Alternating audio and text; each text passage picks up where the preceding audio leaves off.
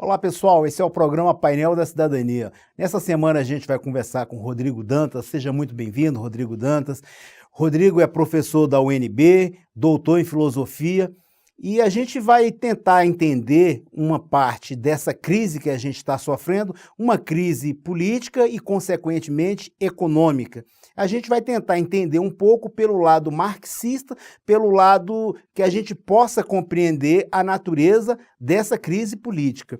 Rodrigo Dantas, ele é doutor em filosofia pela Universidade Federal do Rio de Janeiro, foi professor da Universidade Federal do Rio e também na Universidade Federal Fluminense, secretário-geral e presidente da Associação dos Docentes da UNB, AD-UNB e vice-presidente do ANES.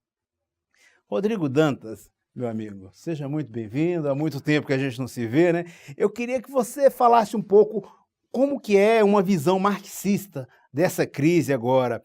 Há legitimidade nesse governo? Como é que a gente pode entender? Porque foi um governo que entrou de uma forma não comum e se manteve no poder por conta de barganha alimentada por esse Congresso que está aí. Como é que a gente vê isso?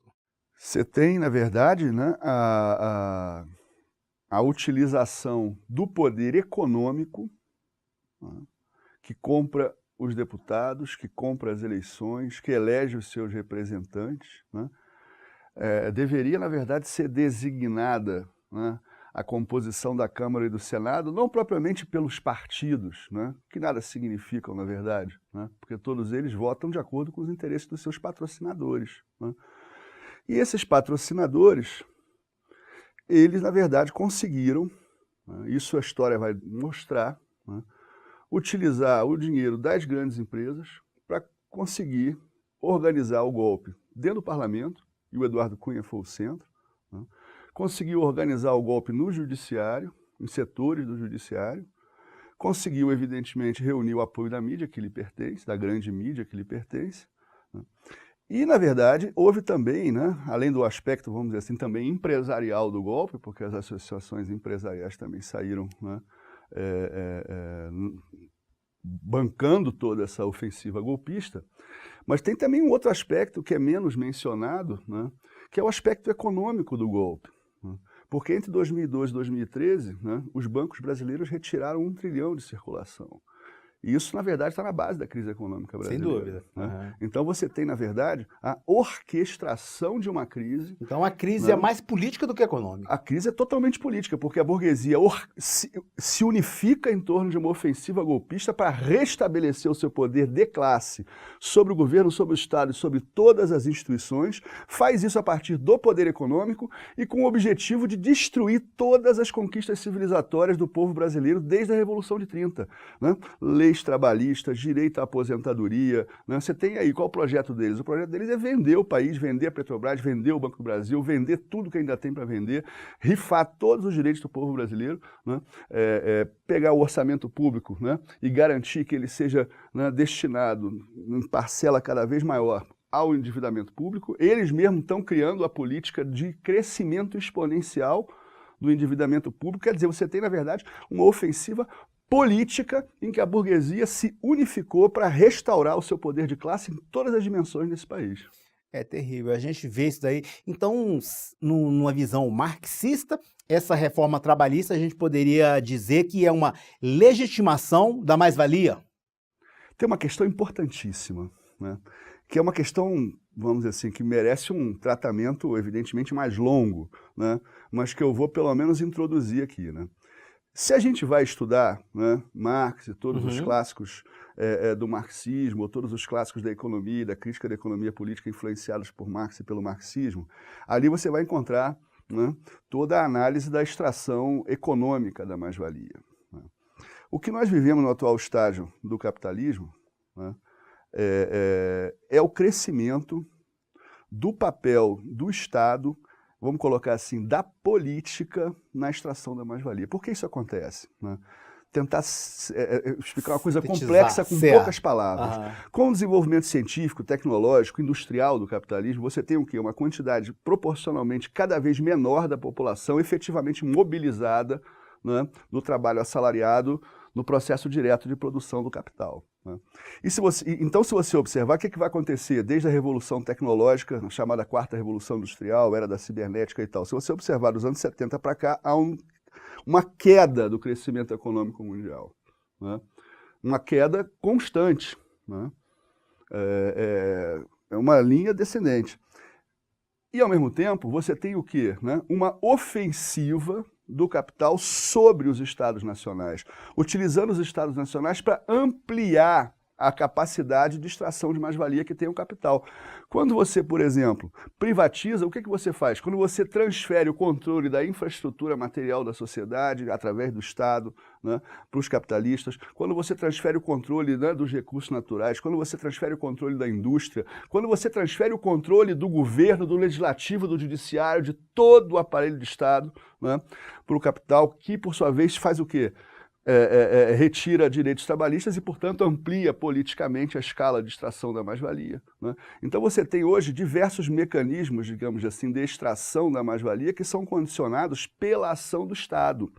E a ação do Estado, ela consegue avançar, o Estado sequestrado pela burguesia consegue avançar, né, para entregar o patrimônio público e para entregar os direitos constituídos no passado, né, para aumentar a escala da mais-valia dos capitalistas, sobretudo por quê? Porque você tem no Brasil hoje, dá um exemplo, isso é ilustrativo do que acontece no mundo, você tem 210 milhões de pessoas, mas trabalhador assalariado formal só tem 40 milhões. Então você tem aí menos de 20% da população brasileira com carteira assinada trabalho assalariado. Dantas, agora me diga uma coisa, o que está havendo com a esquerda? A esquerda, não só no Brasil, como no mundo. Ela está um pouco dispersa, não está alinhada com os acontecimentos, não se renovou as novas regras mundiais. O que a gente pode entender, o que está havendo, que não há um levante popular, algo contra isso daí, principalmente na questão de informação para a população. Por exemplo, a população que não tem acesso à informação, apesar da globalização, uma informação adequada que mostre a realidade. O que a esquerda vem fazendo em relação a isso e como que está a situação da esquerda hoje no mundo? Eu acho que tem uma transformação muito importante que a gente precisa discutir, né? Que a reestruturação do capitalismo nos últimos 40 anos, né, não só em função da Revolução Tecnológica, mas também em função da derrota que foi imposta ao projeto, as diversas matizes e versões e variantes do projeto socialista no século XX, isso abriu uma nova etapa da história, na minha concepção, que tem duas características que eu acho absolutamente fundamentais. Né? Se a gente observar a atuação, né, da esquerda ao longo do século XX, a gente vai observar o quê? Né? Que ela se baseia no sujeito social, a classe trabalhadora, né? E que ela visa estrategicamente a conquista do governo, a conquista do poder do Estado, né? Seja para socializar os meios de produção, seja mesmo sem socializar os meios de produção, para, através do Estado, garantir os mecanismos de intervenção que permitam colocar, digamos, pelo menos uma parcela da riqueza socialmente produzida a serviço do desenvolvimento social e humano, e assim por diante. O que aconteceu nos últimos anos? Em primeiro lugar, a conquista do governo e do Estado se tornou um processo sujeito a uma série de restrições estruturais severas. Por exemplo, quando a gente era mais jovem, eu me lembro disso, quando eu era garoto, nos anos 70, tudo era indústria nacional. Não só aqui, na Argentina, em vários lugares, né? A época da substituição das importações, né? Existia uma indústria nacional, uma economia nacional. Hoje você não tem mais isso, né? Você tem um sistema global de produção e circulação de mercadoria. Você vai em qualquer lugar do mundo, você compra uma camisa fabricada na China. Então isso tornou difícil, né, digamos assim, a aplicação de um programa, né, de reorganização da sociedade a partir do Estado, porque o Estado, né, e o governo em particular, eles não têm mais o controle, né, digamos assim, dos processos de produção e circulação de valor, né? Não tem mais nenhuma capacidade de ingerência sobre isso e, pelo contrário, foram instrumentalizados pelo poder econômico do capital globalizado. Isso significa que, que se barrou, por um lado, né, a possibilidade de utilização maciça do Estado como mecanismo de desenvolvimento nacional, econômico, social. Isso se barrou de um ponto de vista objetivo. E se você assumir, né, o governo, é uma relação de força. Se você assume o governo e diz que vai nacionalizar o sistema bancário, vai nacionalizar o sistema produtivo, como vários, né, processos revolucionários fizeram no século XX em diferentes escalas, né, o que vai acontecer, evidentemente, é que você vai perceber que isso, na situação atual, hoje por hoje, isso é impossível, né, porque, vamos dizer, uma indústria nacional ela está inserida num processo global de produção, né. Se você diz que vai, por exemplo, né, contrariar os ditames e interesses do capital financeiro, imediatamente se deflagra uma guerra econômica, e hoje em dia o sistema financeiro está todo ele conectado, instantaneamente conectado. Quando os gregos foram enfrentar o problema da dívida, o caixa eletrônico fechou e eles foram obrigados a ceder, né, na devastação do país. Então, na verdade, você teve, né, a burguesia ela conseguiu fazer com que a disputa pelo governo e pelo Estado, né, ela não consiga, de fato, né, atingir o objetivo da intervenção estatal. Na verdade, uma disputa como essa acaba levando a situações como a que a gente vê na Venezuela, que iniciou-se uma guerra econômica, desabastecimento, né? Isso faz com que, evidentemente, né, sob essa ameaça da catástrofe completa, ameaça da destruição econômica e social, as pessoas, né, com a mídia fazendo todo esse terrorismo, as pessoas, evidentemente, tendem a ter medo, né? Onde é que está o poder, né, hoje em dia? O PT fez uma confusão, né? O PT ganhou a presidência da República, mas ele não tinha poder nenhum sobre a economia, ele não tinha poder nenhum sobre o sistema bancário, ele não tinha poder nenhum sobre os outros órgãos do Estado, Polícia Federal, Ministério Público. Ele tinha apenas, não tinha maioria nem no parlamento. Nunca. Né? Uhum. Então, na verdade, ele foi obrigado a fazer o quê? Ele foi obrigado a dançar conforme a música e acabou optando por dançar conforme a música, acabou se lambuzando naquele banquete de porcos, né? De que acabou fazendo parte por contingência dessa estratégia, né? Por força que dessa isso estratégia. aconteceu? Haveria outra saída? Essa é a discussão que a gente tem que fazer, né? Qual seria o caminho? Porque a velha via insurrecional revolucionária, hoje, o Marx dizia, né, a luta de classe leva ou à vitória de uma das classes em disputa ou à aniquilação recíproca de ambos. Como os meios hoje de produção, destruição, controle são muito destrutivos, né, você tem hoje uma única opção, a aniquilação recíproca das forças em disputa, né? Se você partir para a via clássica, né, que foi utilizada ao longo do século XX, né, da Revolução Violenta, partido Estado, partido Exército, o que vai dar? Pessoal, a gente está aqui fazendo esse debate com o Rodrigo Dantas, doutor em filosofia, professor da UNB. A gente está tentando entender um pouco dessa crise numa visão mais marxista e lembrando para vocês que vocês podem contribuir conosco através do nosso site paineldacidadania.com.br ou através do nosso WhatsApp 6199-811-4665. O programa Painel da Cidadania tem como objetivo contribuir para a formação da cultura cidadã, ouvindo todos os lados, debatendo e chegando a uma conclusão e mostrando para você, telespectador, que há saída para tudo isso. Porém, a saída que a gente vê nesse momento é uma saída política. Não adianta dizer que não gosta da política, que tem horror à política, porque se você continuar pensando dessa forma, as coisas vão passar daí para pior. Para que a gente possa melhorar, a gente tem que ir pelo lado da política. Dantas, é o seguinte, no mundo inteiro a gente está vendo uma crise de identidade. A gente viu aí eleição nos Estados Unidos do Trump, vimos aí eleição do Macron, vimos a eleição também do Dória em São Paulo. As pessoas estão tomando uma certa ojeriza pela política. E a saída, como eu falei agora há pouco, tem que ser pela política. Não tem outra forma de sairmos dessa situação. Para que a gente possa melhorar, a gente tem que ir pela política. Como é que você vê? Qual a sua visão aí nessa crise de identidade, uma crise de representação? As pessoas não querem mais um representante político, alguém que possa defender seus direitos e seus interesses. Eu acho que está relacionado com o que a gente estava falando antes, ou seja, se digamos assim, os representantes políticos, eles são na prática representantes do poder econômico, né, do poder do grande capital globalizado que financia a eleição desses caras, e não só no Brasil, mas em outros lugares, né? Se os governos e o aparelho de Estado está todo instrumentalizado, né, pelo poder econômico, evidentemente que isso é frustrante, né, porque já existe um programa, uma estrutura econômica, uma estrutura de governo, né, que independe de quem vai ser eleito, né?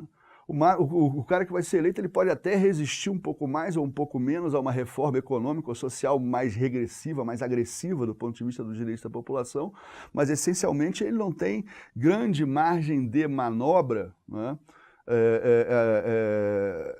dentro do sistema que está aí colocado, né? Então as pessoas têm a impressão que o voto delas não vale mais nada, porque eu votei no cara, o cara foi lá e votou pelo fim da minha aposentadoria, pelo fim dos direitos trabalhistas, porque você votou nele, mas quem financiou ele foram as empresas, né? Então, e aí o que acontece, né? Aí você tem, né,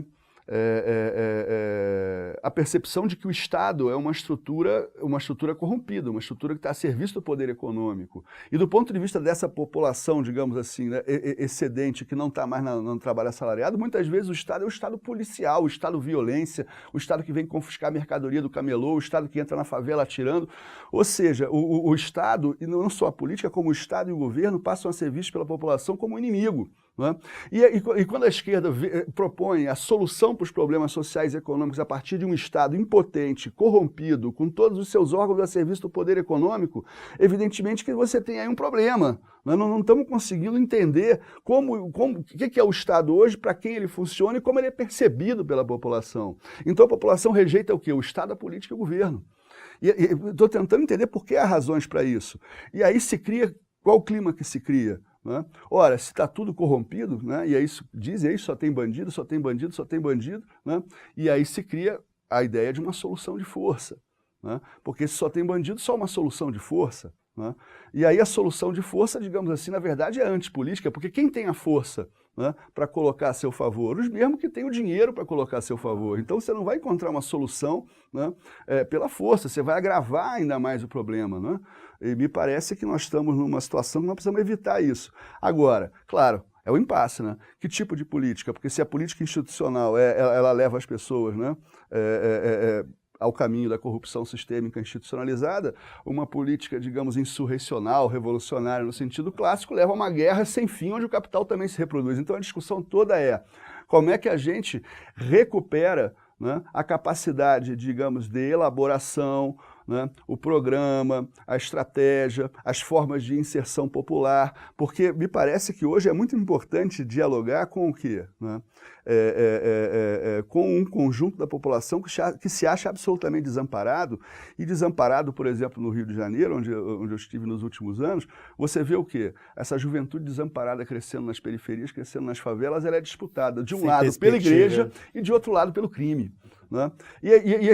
Bom, como é que a gente vai organizar a população se em qualquer lugar que você chegue, né, a opção preferencial é a igreja ou o crime? Como é que a gente vai se aproximar, né? Porque você não vai conseguir mais fazer a velha organização no local de trabalho, sindicato, que depois vai dar o voto para formar uma bancada parlamentar, para depois chegar ao governo. Esse foi o caminho do PT, né? Mas agora nós temos uma situação que a maior parte da população brasileira está fora do mundo da produção capitalista. Tá e nós não sabemos como fazer, como dialogar, como organizar essa população. Quem está organizando essa população é a igreja, né?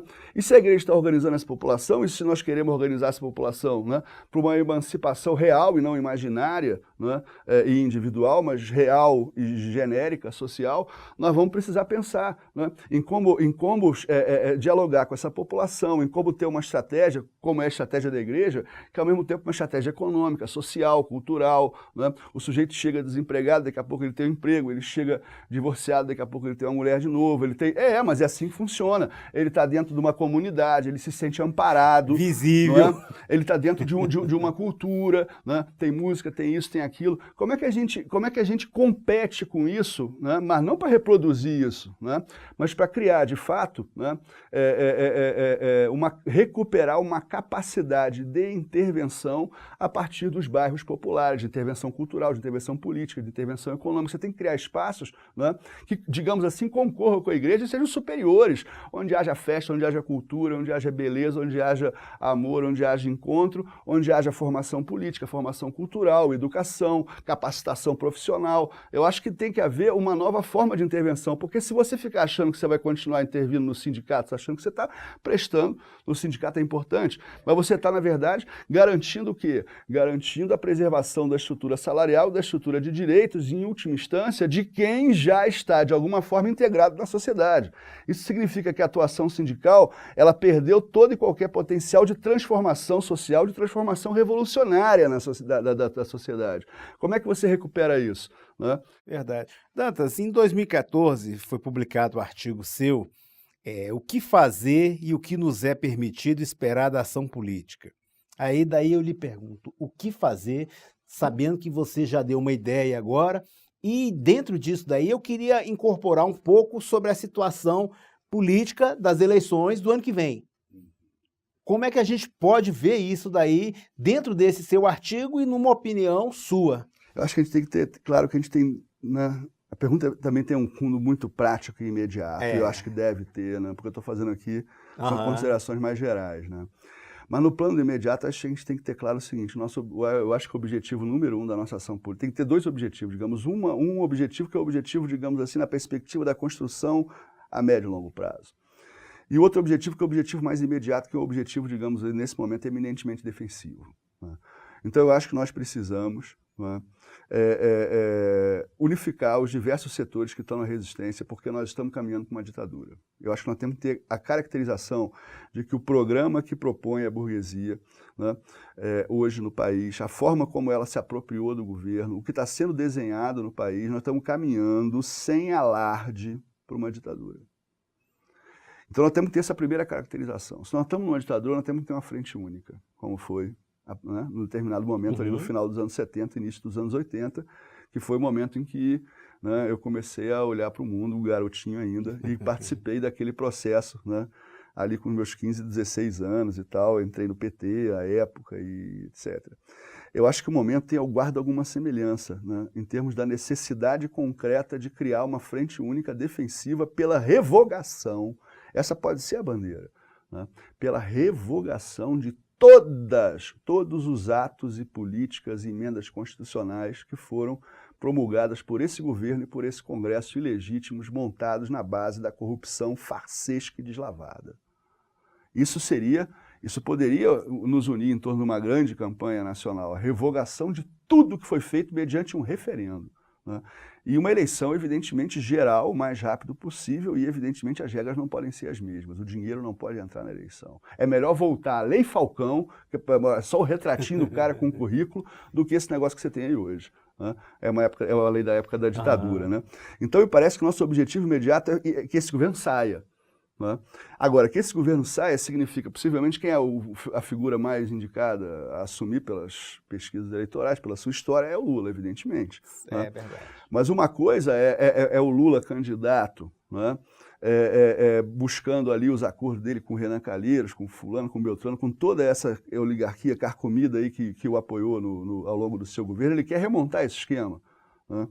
Ora, se a gente deixar ele remontar esse esquema, né, numa correlação de forças ainda pior, a gente pode imaginar que não vai haver, que o máximo que vai haver é um congelamento da ofensiva contra os direitos. Mas nós precisamos, na verdade, desfazer o que já foi feito. Né? Eu acho que no momento nós temos como perspectiva unir todas as pessoas em torno de uma campanha contra todas, demonstrando a ilegitimidade de tudo isso e dizendo que nós vamos ter um referendo para cancelar tudo isso e vamos começar tudo de novo. Eu acho que a gente tem que ter essa perspectiva imediata.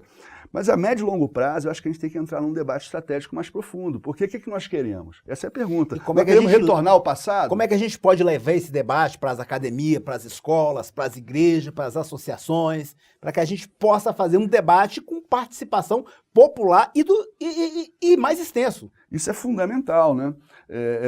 Esse ano de 2018, né, nós estamos pensando num projeto, né? Eu devo estar ali entre Rio e Brasília, nós estamos pensando num projeto, que eu espero que vingue, né?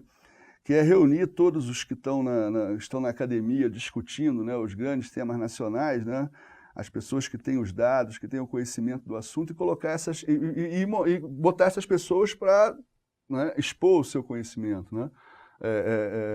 chamar os movimentos sociais, né, para dentro da universidade para fazer essa discussão de qual é o diagnóstico da situação que nós temos em cada um dos grandes setores, né, da economia, da sociedade, do Estado brasileiro, né, elaborar sobre isso, discutir sobre isso, não no sentido só de elaborar um diagnóstico, mas no sentido de pensar concretamente dentro das condições adversas, né, do mundo que a gente vive hoje, qual o programa?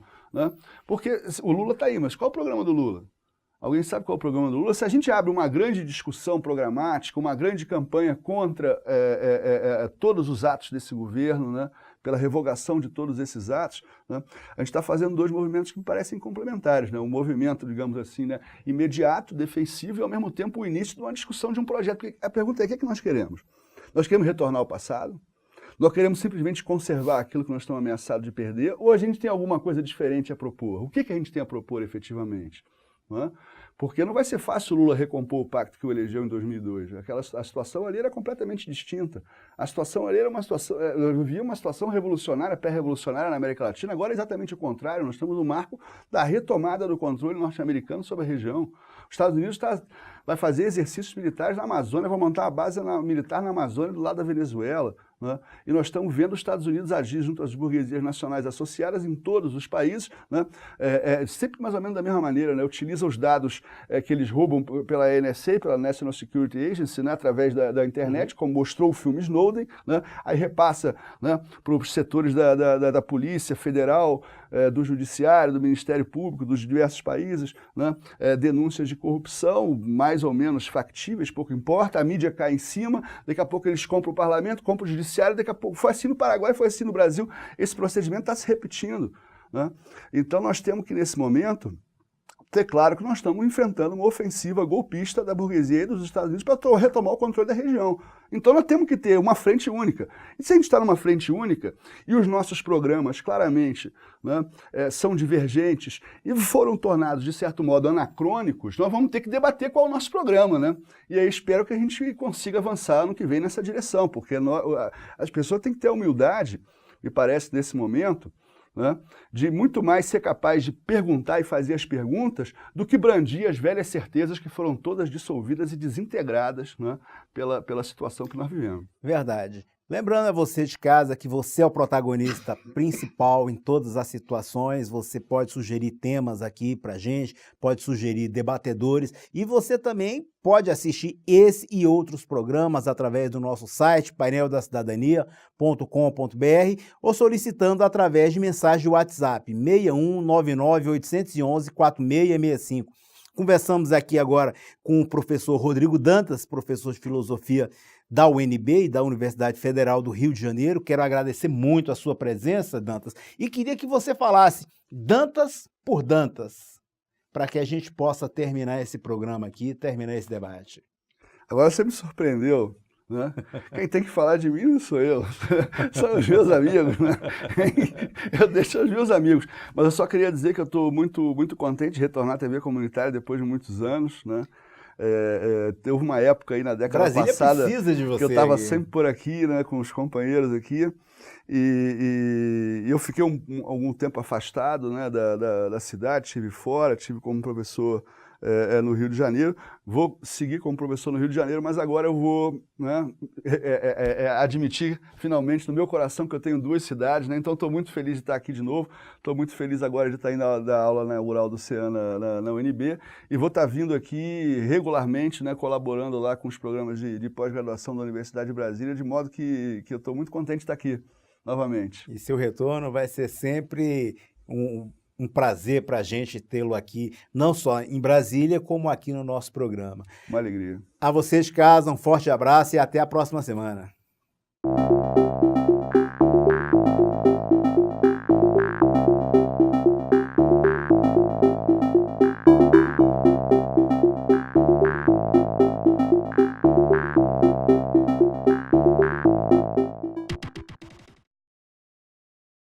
Mas você se mata na academia, fazendo caminhada, praticando lutas, querem perder peso, aumentar massa muscular, precisam bons suplementos então. Faça como eu, use os ômegas Amazon Structure. O original eu recomendo porque eu tomo todos os dias.